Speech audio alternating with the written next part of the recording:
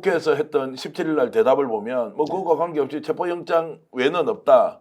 1차, 2차 소환에 불응했다면 좀 당연히 가야 되는 것인데. 근데 저 경고롭게도 예. 민주당이 제시한 시한 24일, 예. 그 다음에 공수처가 제시한 시한 25일이 25일. 사실 같은 날이거든요. 예, 예. 왜냐하면 민주당이 25일부터 움직이겠다는 거니까. 예. 공수처가 25일 10시로 잡았단 말이에요. 예. 그거는 사실 민주당 눈치를 보고 있다는 걸로 저는 해석을 한단 말이죠. 자, 그러면은 자, 한덕수 탄핵한다. 그리고 공수처는 그러면은 탄핵을 해버리면 특검 못 가는 거 아니에요. 그 경우에 그러면 공수처도 안 움직인다. 탄핵을 하면 특검 못 간다는 부분에 대해서 사실 되게 심플한데 이 부분에 대해서 왜 신경들 안 쓰시는지 모르겠어요. 예. 헌법 53조에 보면 15일 이내에 대통령이 공표하게 돼 있잖아요. 예. 법률 안에 대해서. 그런데 기한 내에 대통령이 아무런 액션을 안 취해. 제의 요구도 안 하고 뭐 공포도 안 해. 그럼 마냥 기다릴 수 없기 때문에 53조 5항은 15일 이내에 대통령 부작위 시에 그냥 공표된 걸로 간주한다. 그렇죠. 확정된다라고 돼 있어요. 예, 예. 그러면 지금 31일까지가 15일인데 예.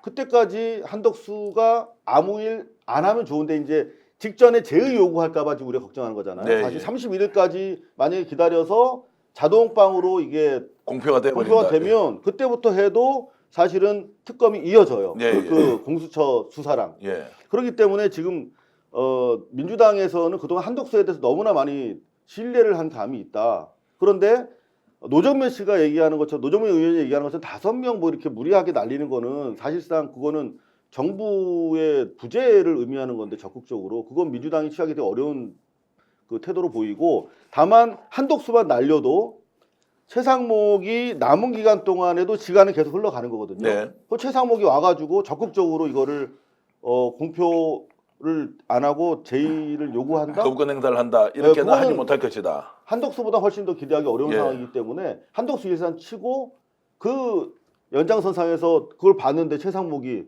자기도 그러면 그걸 계속 버티고 있지 않을 거라고 확신한다는 얘기죠. 아니, 그러니까 이러거나 저러거나 결국은 마찬가지라는 거예요. 한덕수가 연말까지 아무런 행동을 하지 않음으로써 특검안을 확정시키는 거나 네. 내일 시한대로 민주당이 요구한 시한대로 행동을 하지 않았기 때문에 날려버리고 예. 탄핵을 했을 때 탄핵 절차가 있으니까 그게 연말까지 가는 거나 마찬가지라는 예. 건데 의미가 뭐가 다르느냐.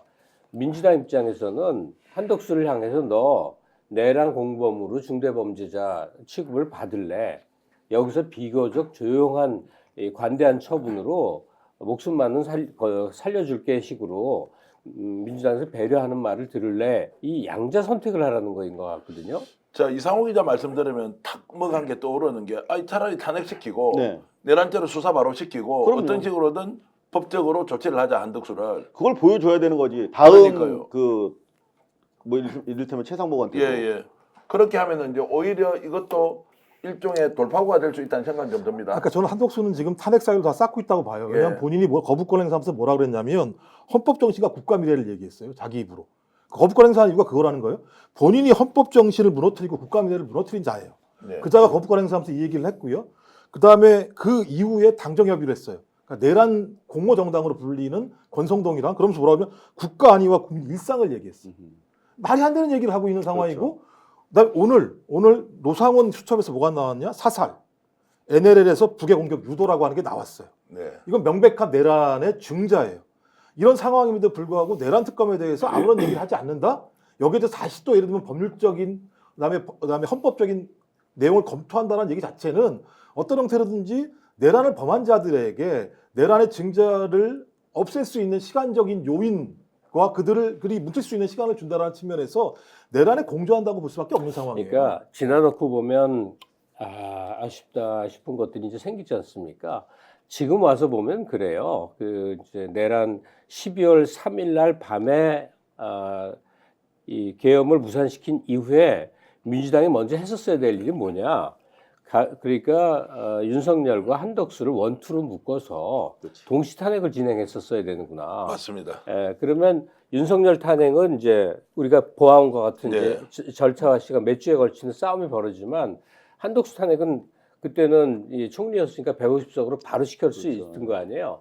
그래서 넘버 3에 해당하는 최상목이가 정부 수반 대행을 하게 해서 드라이브를 하는 게 지금 와서 보면 훨씬 난 걸 텐데 이 시점에 한덕수가 그 사이에 상당히 뭐 국정 운영의 대행자식으로 그러니까 대통령 권한 대행의 모습으로 여러 가지 비춰진 모습이 있으니까 더 만만치가 않아져 버린 거예요. 근데 저는 그 선생님 의견에 전적으로 공감을 하는데 이게 사실 기세거든요. 사실 이게 우리가 탄핵이 통과된 거는 불리하고 불가능한 상황에서 촛불, 빛의 혁명의 기세로 사실 통과시킨 건데 그 기세를 이어갔어야 된다라는 측면에서 사실 일주일이라는 시간을 더 줘버렸잖아요. 그리고 사실 지난 초기 한독수가 체포됐으면 분위기가 네. 달랐다고. 그렇죠. 그리고 한독수가 바보가 아닌데 만만하네 이렇게 판단한 거로 보여요. 왜냐하면 지난주에 민주당 지도부 기자회견을 보면 이거 한독수가 충분히 알아서 판단할 것이다.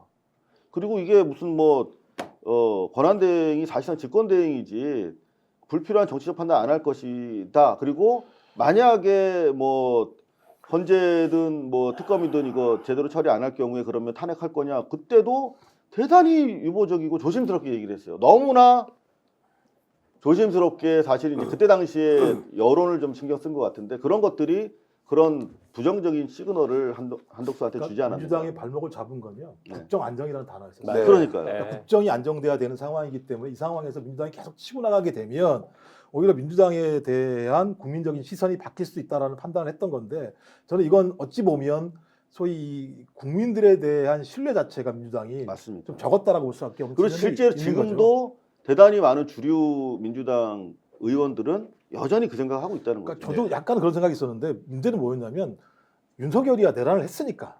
근데 국무총리는 뭘 하냐면 소위 이 비상계엄을 할 때 경유하게 돼 있거든. 그럼 경유를 했는지 안 했는지 물어봐서 경유 안 했어?